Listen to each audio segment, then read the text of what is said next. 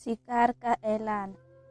सालों पहले एक घने जंगल में कुछ जानवर रहा करते थे।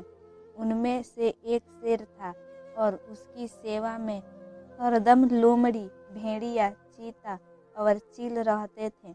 लोमड़ी को शेर ने अपनी सेक्रेटरी, चीता को अपना अंगरक्षक और भेड़िए को अपना गृह मंत्री बना रखा था। इनके अलावा चीता दूर दूर की सारी खबरें लाकर शेर को देता था, यानी वो खबरी का काम करता था। इन चारों को भले ही शेर ने अच्छे अच्छे पद दे रखे थे, लेकिन दूसरे जानवर इन्हें चापलूस मंडली कहते थे। सबको पता था कि चारों कोई काम करे चाहे ना करे, लेकिन शेर की चापलूसी खूब अच्छे से करते हैं। रोजाना चारों जानवर शेर की बड़ाई में कुछ शब्द कह देते थे, जिससे वह खुश हो जाता था। इन सब के चलते जैसे ही शेर शिकार करता था, तो अपना पेट भरने तक खाने के बाद वो अपने चारों खास पद में बैठे जानवरों को बाकी का हिस्सा दे देता था। इसी तरह लोमड़ी, भेड़िया, चीता और चील की जिंदगी बड़े ही आराम से कट रही थी। एक दिन खबरी चील ने अपने चापलूस दोस्तों को आकर बताया कि काफी देर से सड़क के पास में ही एक ऊंट बैठा हुआ है। भेड़िया ने सुनते ही पूछा कि क्या वो अपने काफिले वालों से बिछड़ गया है। चीते ने इस सवाल को सुनते ही कहा कि चाहे जो भी हम उसका शिकार करवा देते हैं। उसके बाद कई दिनों तक आराम से उसे खाएंगे। इस बात को सहमति देते हुए लोमड़ी ने कहा कि ठीक है, मैं जाकर राजा से यह बात करती हूँ। इतना कहकर सीधे लोमड़ी शेर के पास पहुँची और बड़े ही प्यार से बोली, महाराज, हमारा दूत खबर लेकर आया है कि एक ऊंट हमारे इलाके में आकर सड़क के किनारे बैठा हुआ है। मुझे किसी ने बताया था कि मनुष्य जिन जानवरों को पालते हैं, उनका स्वाद काफी अच्छा होता है, एकदम राजाओं के खाने के लायक। अगर आप कहे तो मैं यह ऐलान करवा दूं कि वह ऊंट आपका शिकार है।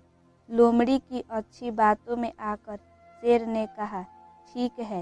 इतना कहते ही वह उस जगह पर पहुंच गया जहां ऊंट बैठा हुआ था।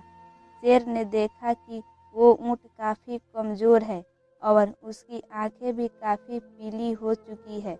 उसकी ऐसी हालत शेर से देखी नहीं गई। उसने ऊंट से पूछा कि दोस्त, तुम्हारी ऐसी हालत कैसे हो गई?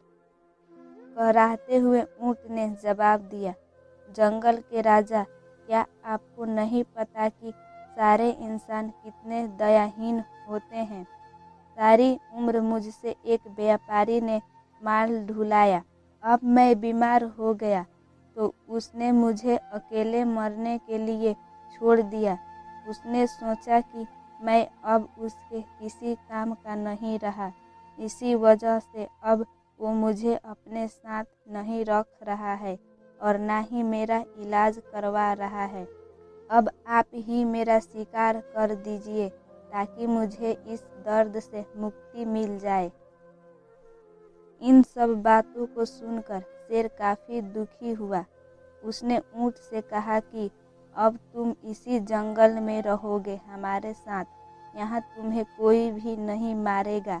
मैं ऐलान कर देता हूँ कि तुम्हारा शिकार कोई जानवर नहीं करेगा।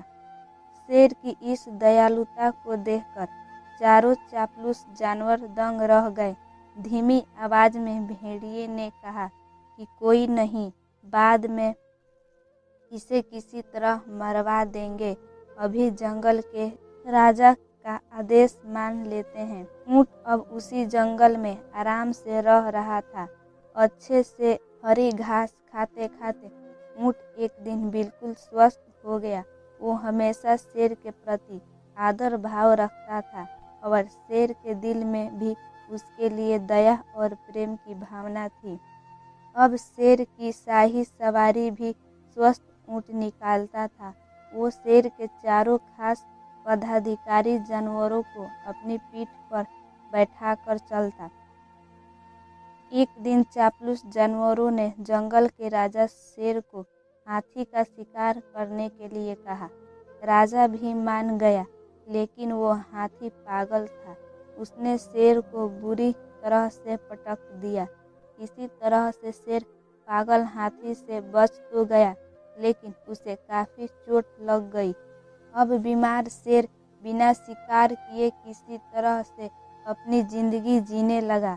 उसके सेवक भी भूखे थे। उनके मन में हुआ कि आखिर ऐसा क्या करे कि कुछ खाने को मिल जाए। फिर उनका ध्यान हटे-कटे हो चुके ऊँट पर गया।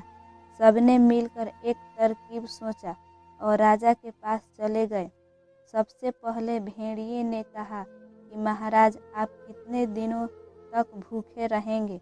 मेरा शिकार करके मुझे खा लीजिए, आपकी भूख मर जाएगी। फिर चील कहने लगी कि राजा साहब, भेड़िए का मांस खाने लायक नहीं होता है, आप मुझे खा लीजिए। चील को पीछे धकेलते हुए लोमड़ी बोली, तुम्हारा मांस इनके दांत में ही लग कर रह जाएगा, आप इसे छोड़िए, मुझे खा लीजिए। एकदम से फिर चीता बोला कि इसके शरीर में आपको सिर्फ बाल ही बाल मिलेंगे, आप मुझे खाकर अपनी भूख मिटा लीजिए। ये सब उन चापलूस जानवरों का नाटक था जिसे ऊँट नहीं समझ पाया। उसने भी एकदम से कहा कि महाराज, मेरी जिंदगी तो आपकी ही दी हुई है, आप इस तरह से भूखे क्यों रहेंगे?